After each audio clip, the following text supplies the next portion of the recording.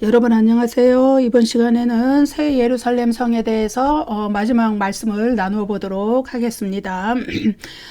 요한계시록 22장 3절부터 5절까지의 말씀, 이 말씀들에는 저주로부터 완전히 해방된 새 예루살렘 성의 삶에 대해서 이야기를 나누고, 또 하나님의 얼굴을 직접 대면하는 영광을 누리게 될 그 새 예루살렘 성의 삶에 대해서 말씀을 나누어 보도록 하겠습니다.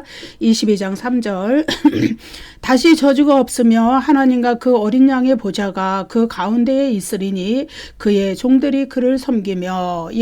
다시 저주가 없다. 이 말씀은 이제 22장 2절에서 생명나무의 잎사귀들이 만국을 치료한 결과, 그 결과로서 새 예루살렘 성에서 누리게 되는 그런 복이 되겠습니다.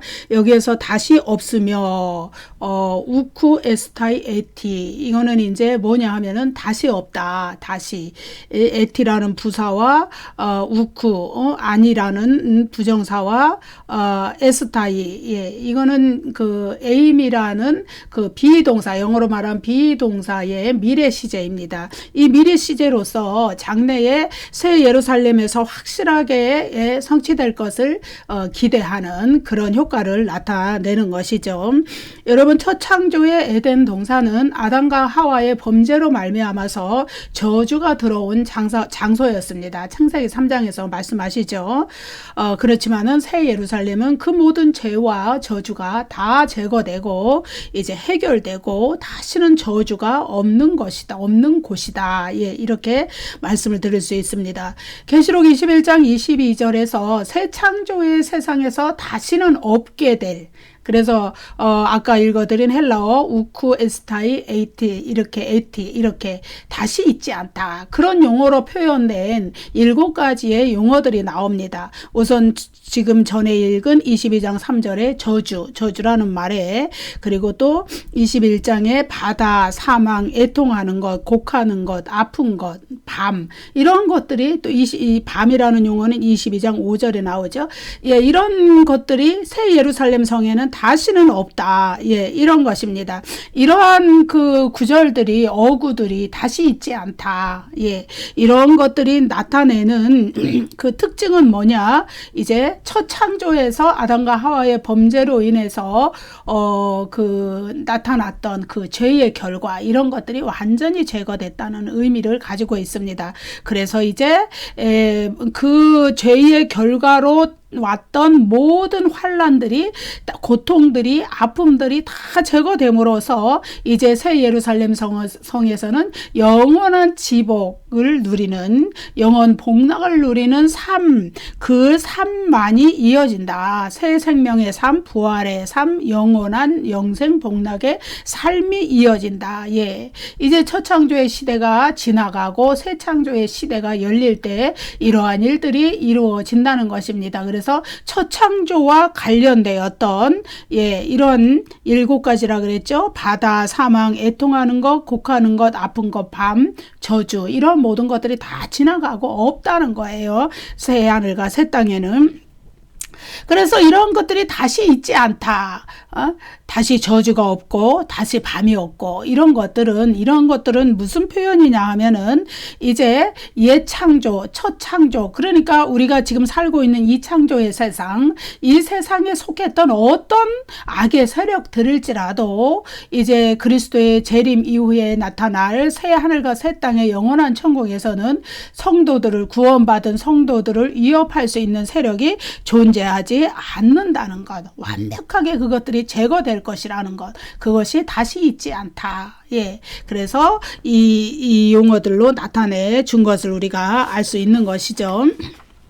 창세기 3장 16절 19절에서 아담과 하와는 범죄의 결과로 형벌을 받게 되어 있는데, 그것은 죄로 말미암아 인간에게 저주가 주어졌다는 걸 의미해요. 그 저주의 일환으로서 사망이 온 것이죠. 아픔과 고통과 눈물과 이런 것들이 다 왔던 것이죠. 그런데 계시록 22장 3절에 다시 저주가 없으며, 이것은 아담과 하와의 범죄의 결과로 받았던 저주, 그 저주라는 말이 창세기 창세기 3장 17절에 나오죠.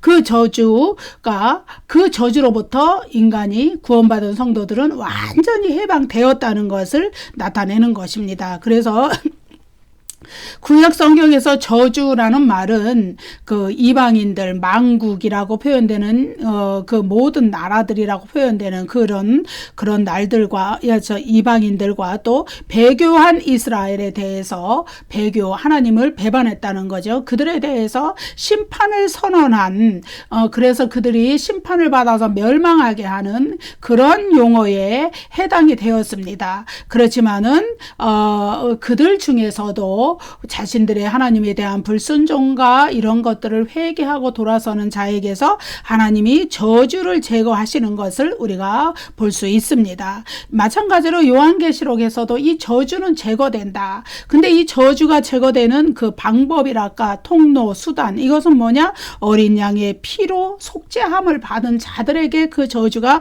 제거된다는 것을 계시록 1장 5절, 5장 9절, 12장 11절 이렇게 여러 구절에서 이야기를 했습니다.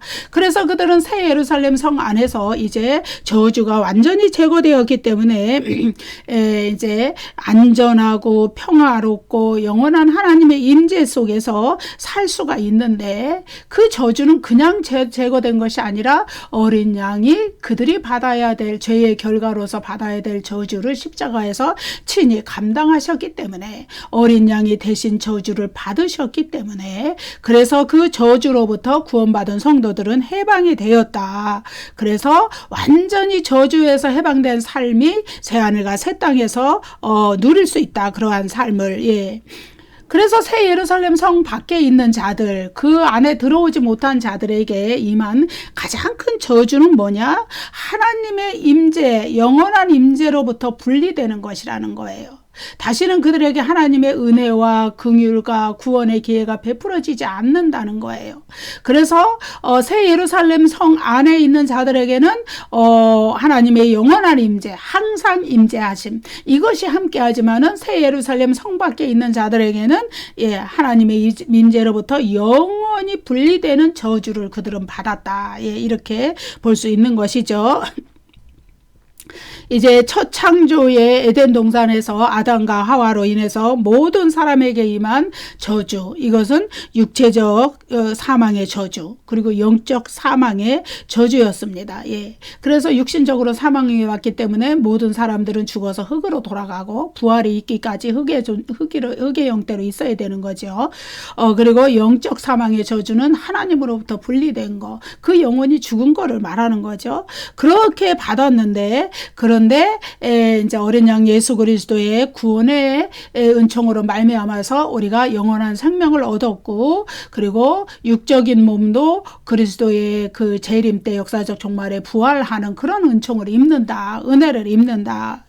그래서 태초의 에덴 동산에서 인간이 저주를 입은 상태로, 죄를 지은 상태로 생명나무 열매를 따먹으면은 인간은 영원한 지옥의 형벌 속에서 살아야 되기 때문에 하나님께서 그것을 막아버리셨죠. 그것을 먹지 못하도록 생명나무의 길을 막아버리셨는데, 이제 그리스도의 그 십자가의 구원의 은혜로 말미암아서 인간에게 죄가 완전히 제거되었기 때문에, 그래서 인간은 새 예루살렘 성에서는 다시 생명나무의 12가지 그 실과가 맺히는 그것을 따먹을 수 있는 그런 은혜를 하나님이 베풀어 주셨고, 그 은혜로 말미암아서 인간은 영원한 천국 새하늘과 새 땅에서 생명나무 열매를 따먹고 천국에서 영생하는 그러한 은혜가 주어진다. 하나님의 영원한 임재 가운데 하나님과 영원하고 친근한 교제를 누리는, 영적으로 물리적으로 교제를 누리는 그러한 부활의 삶을 살게 된다. 이 말이죠.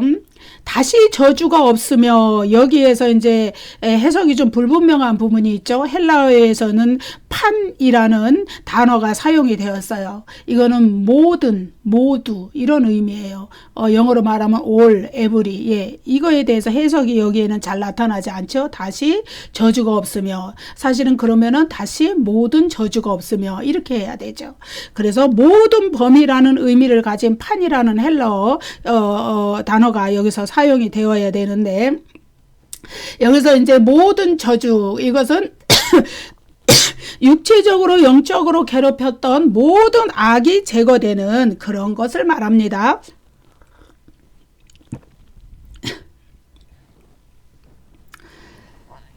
영적으로 저주받은 거, 육적으로 저주받은 거, 영적으로는 이제 그리스도를 믿는 믿음으로 구원을 얻어서 이제 천국의 낙원에 있던 영혼들이 이제 육적으로 저주받아서 흙으로 돌아갔던 그 모든 것에서 그리스도의 재림 때 부활을 이루어서 그 영혼과 육신이 그 모든 저주에서 해방이 되었기 때문에 이제는 결합한 상태로 새하늘과 새 땅에 들어가서 영생 을 누리게 된다. 예. 그렇지만은 비록 그러한 새하늘과 새 땅의 약속을 가진 성도들이라 할지라도 아직은 우리가 첫 창조의 세상에 살고 있기 때문에 이러한 저주, 죄의 결과로 온 저주의 일부분 매여서 환난을 당하고 고통과 아픔을 당하고 사망의 고통을 겪는 그러한 일들이 아직은 이 첫 창조의 세상에서 이루어지지만은 그러나 이제 그리스도의 재림과 영원한 세상이 열리는 그때가 오면은 이제 그 모든 저주는 사라지고 이제 완전한 몸이 되어서 완전한 영혼이 되어서 부활의 신령한 몸이 되어서 아픔과 고통과 사망이 다시는 발생하지 않는 그러한 새하늘과 새 땅의 삶을 누리게 된다는 것을 이렇게 이야기해 주고 있습니다. 하나님과 그 어린 양의 보좌가 그 가운데에 있으리니 이 구절은 새 예루살렘에 어떤 저주도 잊지 못하게 될 분명한 이유를 보여줘요. 왜냐하면 하나님의 임재, 아주 최상의 임재 그리고 하나님의 통치가 새 예루살렘 성을 가득 채우고 있기 때문에 저주가 있을 수가 없는 거예요. 예, 그때에는. 그래서 지금은 하나님의 영광이 인간의 죄 때문에 이 세상에 온전히 다 드러나지 못하고 다 나타나지 못한 안타까운 시대이지만은 그때는 하나님의 영광이 온전히 드러나기 때문에 어떤 저주도 고통도 아픔도 다 역사하지 못한다는 것이죠. 그래서 그 가운데에 있으리니 하나님과 그 어린 양의 보좌가 그 가운데에 있으리니에서 그 가운데에는 하나님과 어린 양의 보좌가 새 예루살렘 안에 있다는 것을 가르쳐주는 말씀입니다. 그래서 새 예루살렘 안에 하나님과 어린 양의 보좌가 있다는 것은 그 새 예루살렘이라는 그 영원한 천국이 하나님의 완벽한 통치와 하나님의 영원한 임재로 다스려지는 장소라는 것을 말해 주는 것입니다.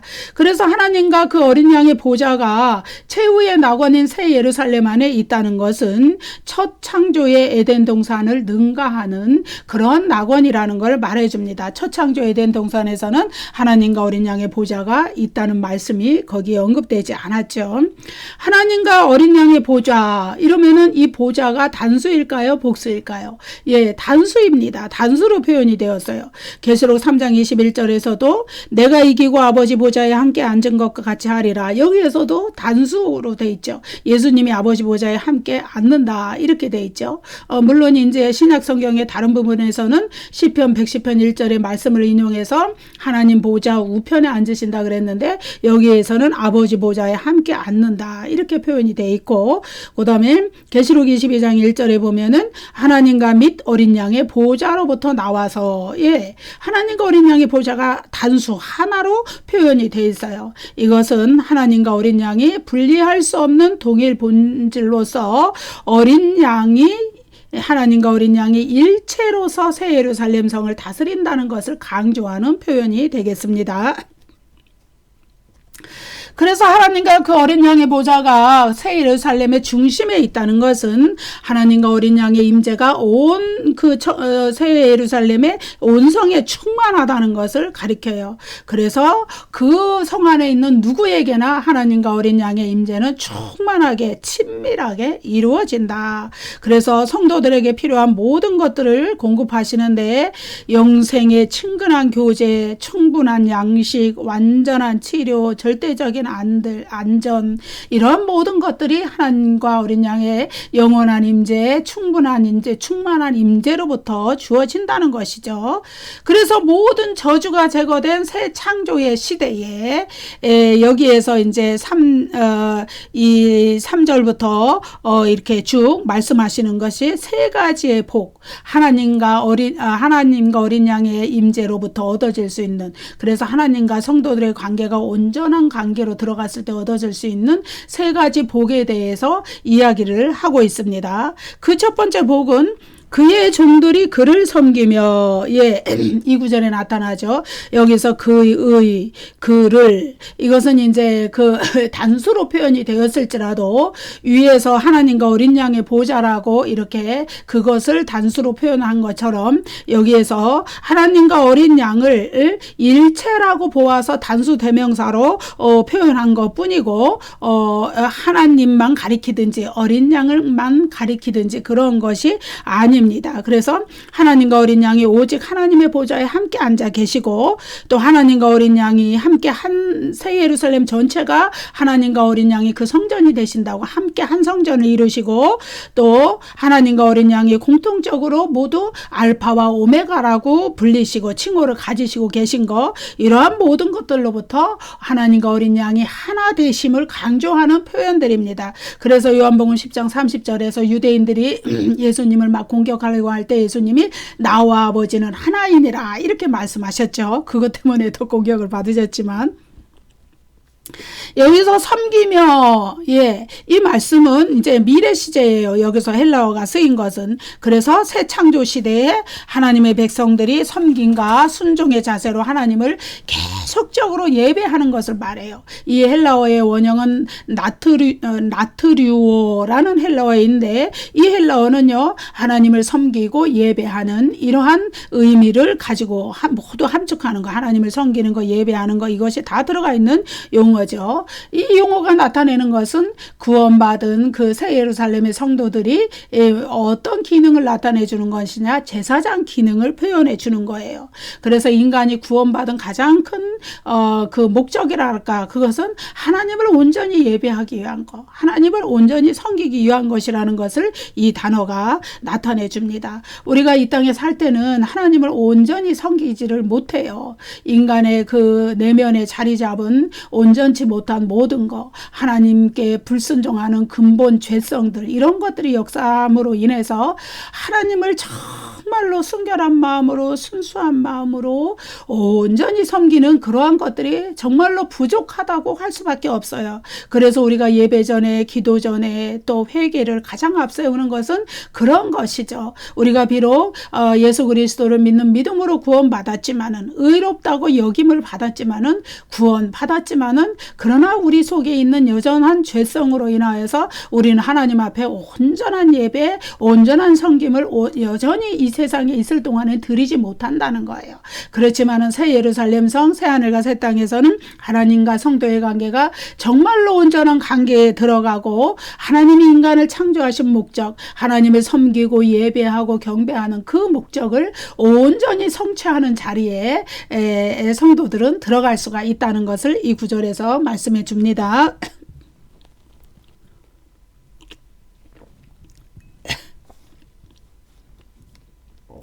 22장 4절 말씀, 그의 얼굴을 볼 터이요 그의 이름도 그들의 이마에 있으리라. 두 번째 복은 그의 얼굴을 볼 터이요, 여기에 나타납니다. 여러분, 여기서 볼 터이요, 이것도 헬라어 미래 시제로 되어 있습니다. 미래의 새 예루살렘에서 하나님의 종들이 하나님의 얼굴을 직접 대면할 것을 얘기해 주고 있어요.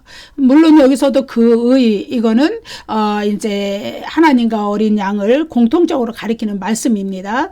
구약 시대부터 하나님의 얼굴을 인간이, 죄 있는 인간이 하나님의 얼굴을 직접 대면한다는 것은 있을 수가 없어요.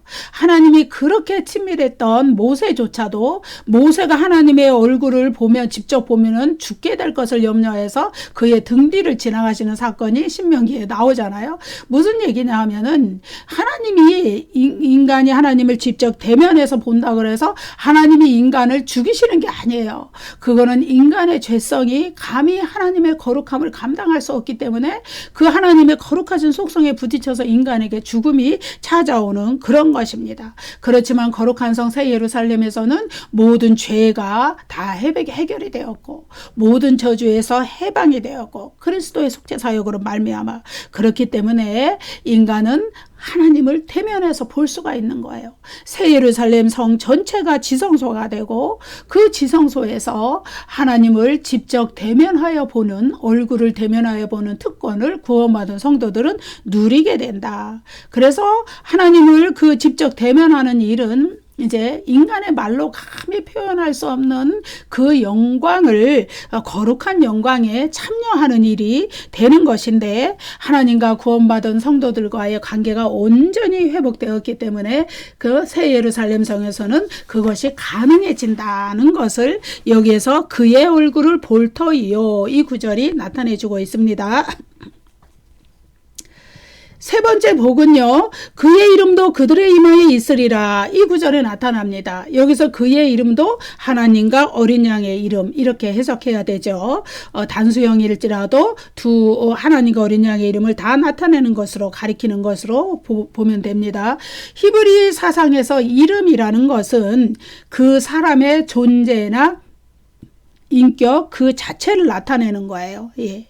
하나님의 이름이 그들의 이마에 기록된다. 이거는 뭐냐 하면은 이제 첫 창조 시대에 에덴 동산에서 아담과 하와의 범죄로 인하여서 인간이 상실했던 하나님의 형상을 인간이 완전하게 회복하게 된다는 것을 의미한다고 할 수 있습니다. 그래서 하나님의 신실한 백성의 이마에 하나님의 이름이 기록된다는 것은 그가 하나님의 소유라는 것을 확증하는 증표가 되는 것이고 하나님이 또 그를 확실하게 보호하신다는 확증이 되는 것이고 또 하나님의 자녀로서의 지위를 확실하게 보증하신다는 그 증표가 되는 것이에요. 그래서 하나님과 어린 양의 이름이 그 성도의 이마에 새겨지는 것이죠. 하나님의 인침을 받았다는 그런 의미와 같은 거예요.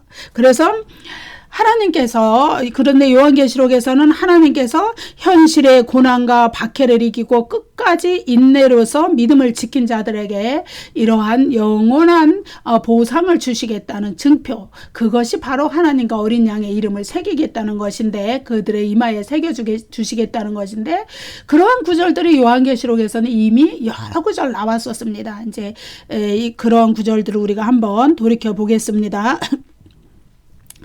계시록 2장 17절에서 그리스도는 이기는 자에게 흰 돌 위에 새 이름을 기록해 주시겠다는 종말론적인 약속을 주십니다. 그리고 계시록 3장 12절에서 그리스도는 이기는 자에게 하나님의 이름과 새 예루살렘의 이름과 그리스도의 새 이름을 기록해 주시겠다는 약속을 주시죠.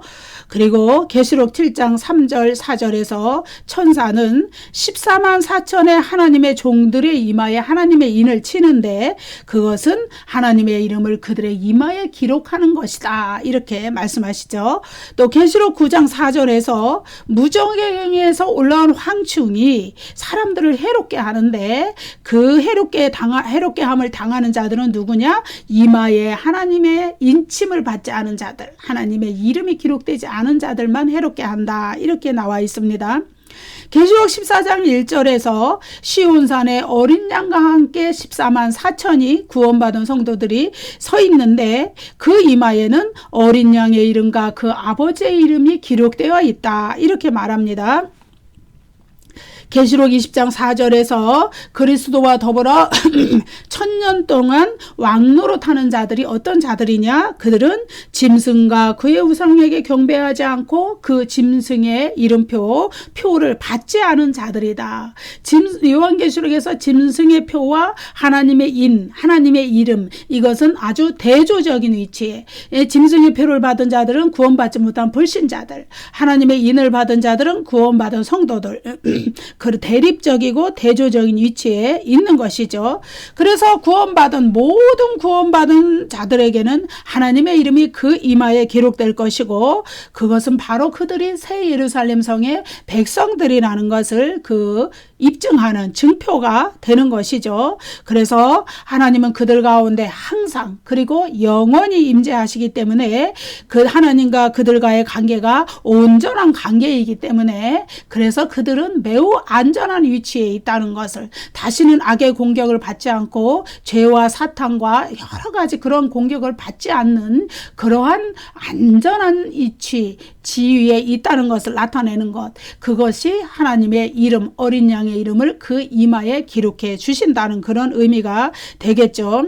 대조적으로 이제 짐승의 표를 받은 자들, 계시록 13장 16절은 그 오른손이나 이마에 짐승의 표를 받은 자들에 대해서 언급하죠. 그리고 계시록 14장 9절 10절은 짐승과 그의 우상에게 경배하고 이마에나 손에 표를 받은 자들은 이제 영원토록 타는 그 지옥불, 유황불 붙는 못에서 고통을 당하고 그 고난의 연기가 세세토록 올라간다, 이렇게 말했고, 계시록 17장 5절은 음녀 바벨론의 이마에 큰 바벨론 땅의 음녀들과 가증한 것에 어미라고 이렇게 그 음녀 바벨론의 이마에 기록을 해놓는다. 예, 이런 말씀이 있습니다. 그래서 짐승의 표를 받은 자들은 새 예루살렘 성 밖에 있게 되고 하나님의 임재로부터 영원히 격리되고 하나님의 보호를 받지 못하기 때문에 둘째 사망을 피하지 못하고 둘째 사망의 고통으로부터 벗어날 길이 없다, 해방될 길이 없다는 것을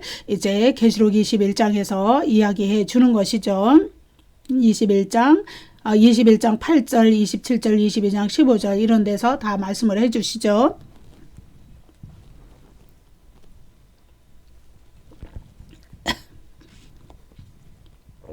계시록 22장 5절 말씀 읽겠습니다.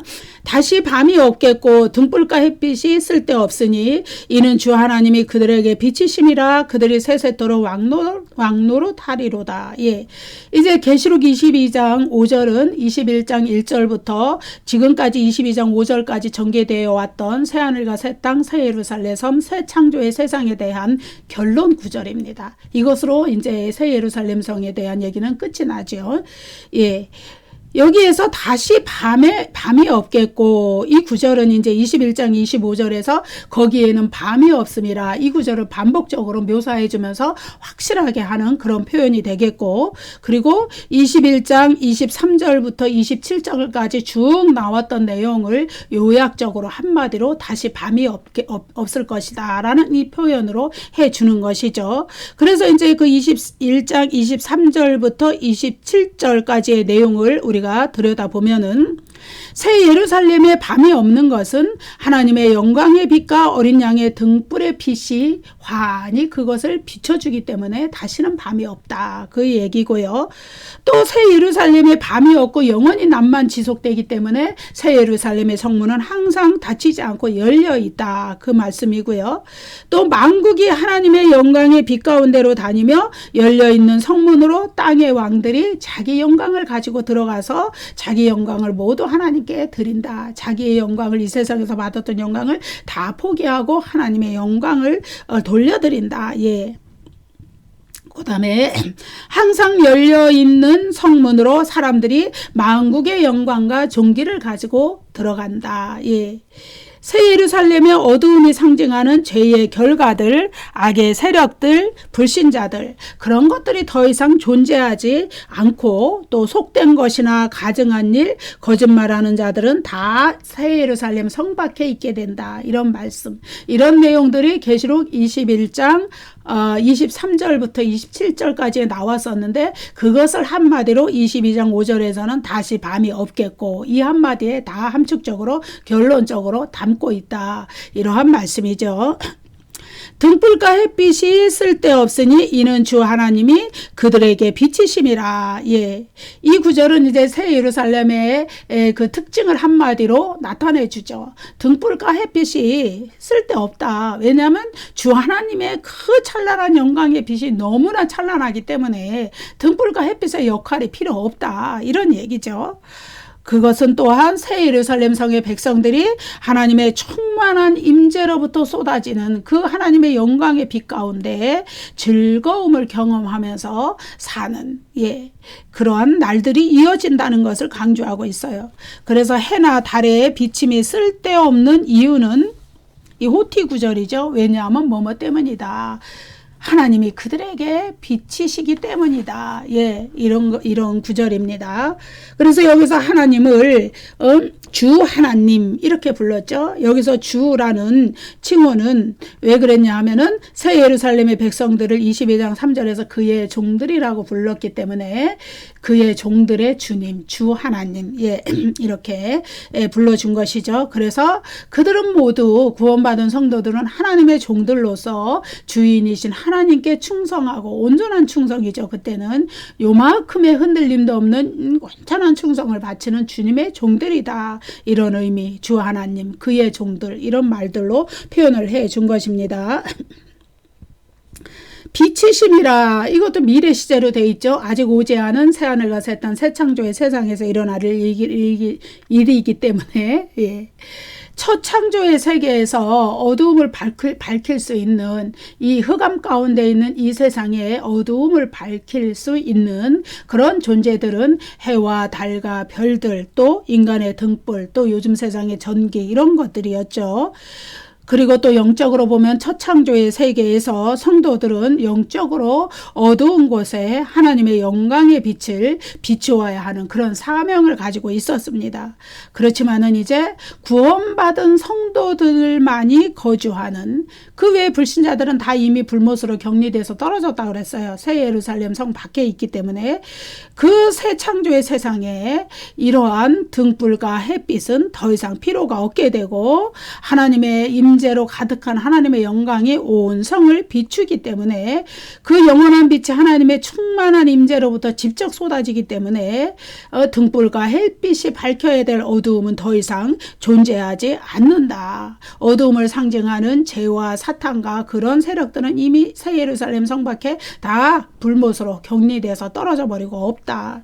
그래서 계시록 21장 23절에서 해나 달의 비침이 쓸데없다고 말하는 거, 또 21장 25절과 22장 5절에서 밤이 없다고 말하는 거, 예, 이것을 가지고 새 예루살렘 성의 햇빛과 그 달빛 이런 것들이 진짜 없느냐, 문자적으로 진짜 없느냐, 아니면 그것이 비유적인 의미로서 그때 또 그런 것도 있지만 있긴 있을 것이다. 이렇게 뭐 갑론을박이 있지만 여기서 중요한 것은 그게 아니에요. 그것이 쓸데없을 정도로 해와 달과 또 이 세상의 이 전기나 무슨 등불이나 이거 다 필요 없을 정도로 하나님의 영광의 빛이 아주 강렬하게 새 예루살렘을 비추기 때문에 밤이 없다고 그러는 거예요. 새 창조의 세상에서 해나 달이나 현대 문명의 전기나 이런 것은 아무 소용이 없다. 하나님의 영광의 빛 아래서 그 빛을 그 자신들의 빛의 위력을 발휘할 수 있는 그런 힘이 없다는 것. 그 모든 것을 모든 빛을 능가할 만큼 하나님의 영광의 빛은 강렬하게 새 예루살렘 성 전체를 비추인다. 그 이야기를 하고 있는 것입니다. 이 자연의 어떤 물리적인 빛이든지 인간이 자랑하는 이 전기, 이 빛이든지 하나님의 영광의 빛, 새 예루살렘 성의 충만한 영광의 빛 아래서는 아무런 효과도 발휘하지 못할 정도로 하나님의 영광의 빛은 그만큼 환하게 밝게 빛난다. 새 하늘과 새 땅 전체에 빛난다. 예. 그래서 새 예루살렘에서 하나님의 백성들은 하나님의 충만한 임재 가운데 하나님의 얼굴을 직접 볼 수 있게 되고 하나님의 영광의 빛이 하나님의 백성들에게 직접 비추는, 그래서 구약에 많은 그 하나님의 영광의 얼굴을 구하면서 하나님의 임재를 구했던 기도들, 그 기도를 참되게 온전하게 실현되는 것은 바로 새 예루살렘 성이라는 것을 우리가 알 수 있는 것이죠. 계시록 22장 5절의 마지막 구절, 그들이 세세토록 왕노릇하리로다. 이 구절은 새 창조의 세상에서 구원받은 성도들이 왕적인 역할을 수행할 것을 말해주고 있어요. 계시록 22장 3절에서는 영원한 세상에서 구원받은 자들이 제사장으로서 하나님을 섬길 것이라고 이야기했는데 여기서는 왕적인 역할을 이야기하고 있어요. 그래서 새하늘과 새 땅 그 영원한 천국에서 성도들은 두 가지 역할을 수행합니다. 수행한다고 봐야죠. 하나는 제사장 역할, 하나는 왕적인 역할.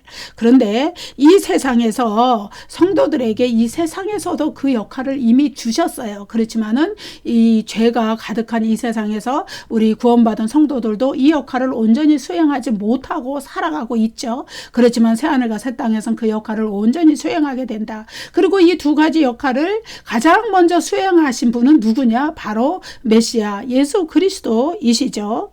예. 그리고 계시록 20장 4절과 6절에서는 천년왕국 기간에 성도들이 그리스도와 더불어 왕노릇하는 것에 대해서 이야기하지만 그것은 이제 사탄이 무저갱이 결박된 천년 동안이라는 제한된 기간의 왕노릇을 이야기해요. 그 제한된 기간 동안에 교회가 누리는 승리하는 삶을 이야기하는 것이죠. 대조적으로 22장 5절의 왕노릇은 제한된 기간이 아니고 세세토록 한다는 것이죠. 새 예루살렘에서의 왕노릇은 시간적 제한이 없이 영원토록 지속되는 왕노릇이다. 예.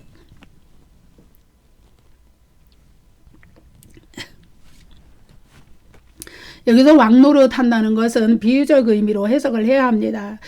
실제로 왕관을 쓰고 왕으로서 막 행세한다는 의미가 아니고 성도들이 영원한 나라를 통치하시는 영원한 나라를 다스리시는 그리스도의 통치에 함께 협력자로서 참여한다는 그런 의미를 가지고 있어요.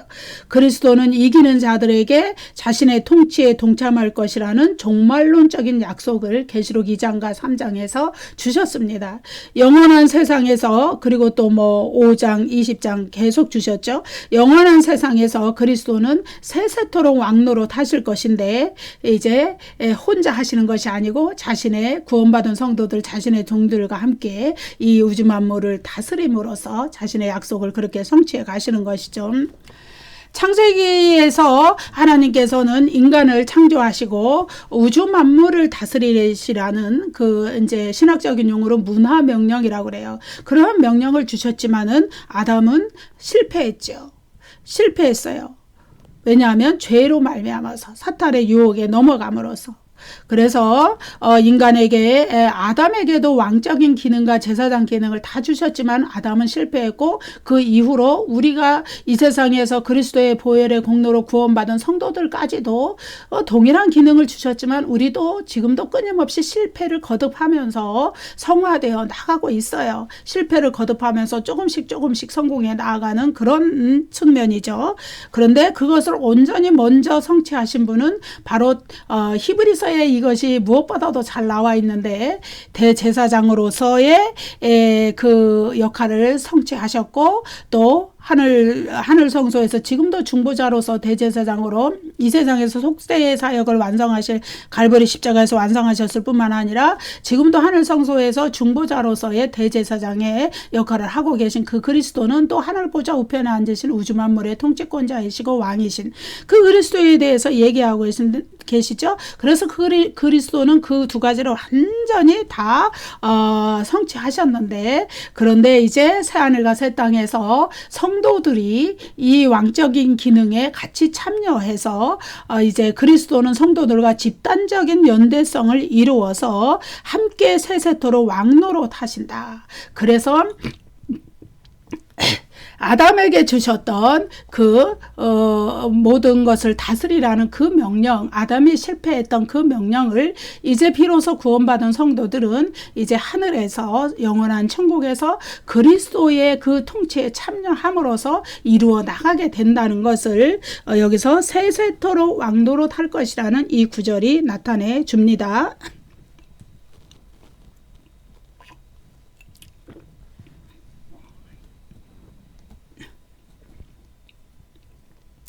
이제 22장 5절로서 새하늘과 새 땅에 대한 사도 요한의 환상은 끝을 내지요. 이제 새 예루살렘 성에 대한 환상이 끝이 납니다.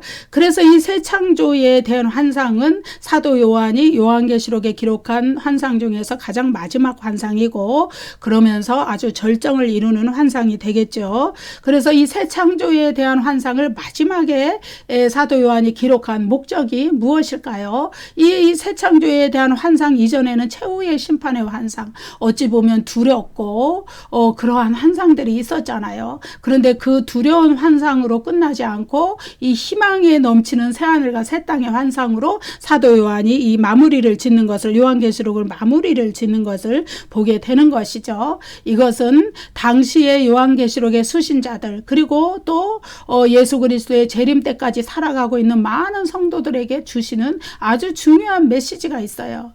예, 우리가 이 세상에 환난 속에 살지만, 박해 속에 살지만, 고난과 고통 속에 살지만 하나님과 그리스도에 대한 그 믿음을 영원히 버리지 말고 그 믿음으로서 인내로서 승리하는 삶을 살아야 된다는 격려를 담고 있어요. 왜냐하면은 우리에게는 약속된 새하늘과 새 땅이 있고 악의 세력들은 반드시 최후의 심판을 당할 것이라는 그 약속이 요한계시록의 마지막 부분들에 이렇게 쭉 나열된 것은 무엇이냐? 현실에서 고난과 박해를 당하는 성도들이 장차올 영원한 천국, 영원한 세상에 그 약속들을 붙잡고 믿음으로 현실에서 승리하라는 그 격려의 메시지를 담고 있는 것입니다.